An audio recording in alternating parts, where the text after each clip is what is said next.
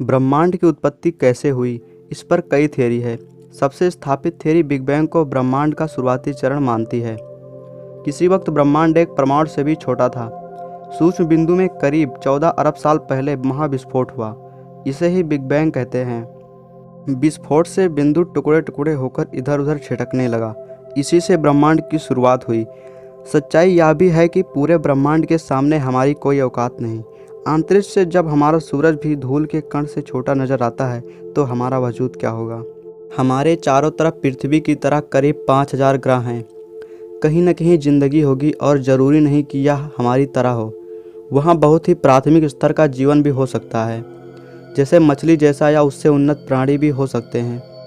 वही ब्रह्मांड लगातार फैल रहा है।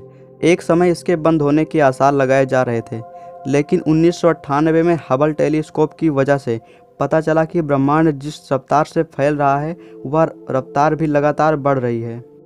वैज्ञानिक कहते हैं कि इसकी वजह डार्क एनर्जी है। यह हमारे आसपास हर जगह मौजूद है पर दिखाई नहीं देती। इसे हम ना तो माप सकते हैं और ना ही इसकी जांच कर सकते हैं। यह क्या है, अगर यह पता चल जाए तो अतीत, वर्तमान और भविष्य की तमाम प्रश्नों का उत्तर मिल जाएगा। आखिर में इस ब्रह्मांड का क्या होगा, यह इस बात पर तय होगा कि डार्क एनर्जी असल में क्या है। इसी तरह हमें डार्क मैटर का पता है, यह ग्रेविटी पैदा करती है, पर यह जानकारी नहीं है कि डार्क मैटर बना किससे है। यह भी दिलचस्प बात है कि यह ब्रह्मांड जितना हमें दिखता है वह समूचे ब्रह्मांड का सिर्फ 5% हिस्सा है, बाकी अदृश्य है। इसमें से डार्क एनर्जी 68%, बाकी 27% डार्क मैटर है, जिसे 1933 में खोजा गया था।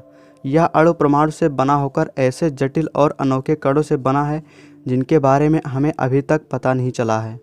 इस ब्रह्मांड में जितनी भी चीज़ें हमें दिखाई देती हैं वह सब या तो खुद रोशनी फेंकती हैं या उसे रिफ्लेक्ट करती हैं, परंतु डार्क मैटर ये दोनों नहीं करता, इसलिए इसे देखना मुमकिन नहीं है। दरअसल डार्क मैटर ही इतनी ताकतवर ग्रेविटी पैदा करता है कि हर आकाशगंगा के सभी तारे उसी आकाशगंगा में बंधे रहते हैं। इसी ब्रह्मांड में ब्लैक होल नाम की ऐसी चीज़ भी है जो अपने दायरे में आने वाली हर चीज़ को निगल जाती है। ऐसा उसकी ग्रेविटी के ज़बरदस्त खिंचाव के कारण होता है। ब्लैक होल की खोज 1964 में हुई थी। इसे हम अंतरिक्ष में बनी गहरी खाई भी कह सकते हैं, जैसे चादर में छेद, जैसे मौत का कुआं और पानी से भरी बाल्टी में हाथ घुमाकर बनाया गया भंवर जैसा प्रतीत होता है। पूरे ब्रह्मांड में अलग अलग आकार के ढेरों ब्लैक होल हैं, पर हमारे सौरमंडल में कोई ब्लैक होल नहीं है।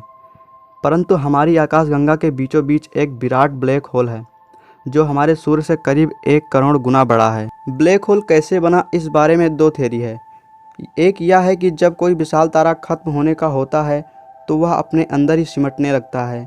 दूसरी थ्योरी है ब्लैक होल बिग बैंग के बाद बना पहला आकाशीय पिंड है, जो सबसे पहले ब्लैक होल बना। ब्लैक होल से ही विभिन्न तारे बने, तारे से ग्रह और उसके बाद उपग्रह बने। ब्लैक होल में गिरने के बाद चीज़ें कहाँ जाती हैं इसका अभी तक पता नहीं चल पाया है। वजह यह है कि ब्लैक होल रोशनी को अपने अंदर जज्ब कर लेता है, रिफ्लेक्ट नहीं करता। तभी उस पर रोशनी डालने पर भी धूप अंधेरे के अलावा दूसरा कुछ दिखाई नहीं देता। इसीलिए ब्लैक होल का कोई फोटो सीधे सीधे लेना मुमकिन ही नहीं है। ब्लैक होल के बारे में कई ज़रूरी सवालों का जवाब मिलना अभी बाकी है। मसलन ब्लैक होल में गिरी चीज़ें क्या दूसरे डायमेंशन में चली जाती हैं? क्या ब्लैक होल दूसरे डायमेंशन में जाने का दरवाज़ा है? कहीं हम किसी दूसरी दुनिया या किसी दूसरे ब्रह्मांड में तो नहीं पहुंच जाएंगे? जैसे ब्लैक होल है वैसे ही क्या वाइट होल भी अंतरिक्ष में है?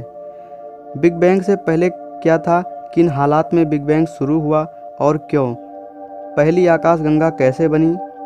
पहला ब्लैक होल कैसे बना? इन सवालों के जवाब 20 बरस में मिलने की उम्मीद है। कई लोगों को यह गलत फहमी भी है कि ब्रह्मांड का कोई केंद्र है। आजकल समानांतर ब्रह्मांड की भी बात हो रही है। इसमें माना जाता है कि हमारे ब्रह्मांड में जो भी हो रहा है उसका प्रतिरूप समांतर ब्रह्मांड में मौजूद है। हमारी ज़िंदगी में जो भी घट सकता है वह सब दूसरे ब्रह्मांडों में घटित हो रहा है। हालांकि अभी तक यह आइडिया है और इसे साबित नहीं किया जा सका है। इस सवालों के जवाब पाने के लिए स्विट्ज़रलैंड की सर्न लैब में इन दिनों कई प्रयोग हो रहे हैं। दुनिया की यह सबसे बड़ी लैब फ्रांस स्विट्ज़रलैंड सीमा पर 27 किलोमीटर लंबी सुरंग में बनी हुई है। यहाँ अरबों डॉलर का खर्चा करके लार्ज हैड्रॉन कोलाइडर नाम की महामशीन लगाई गई है। इसकी मदद से यहाँ पता लगाया जाएगा कि ब्रह्मांड किन हालात में बना था। उन हालात को पैदा करके स्टडी करने की कोशिश की जा रही है।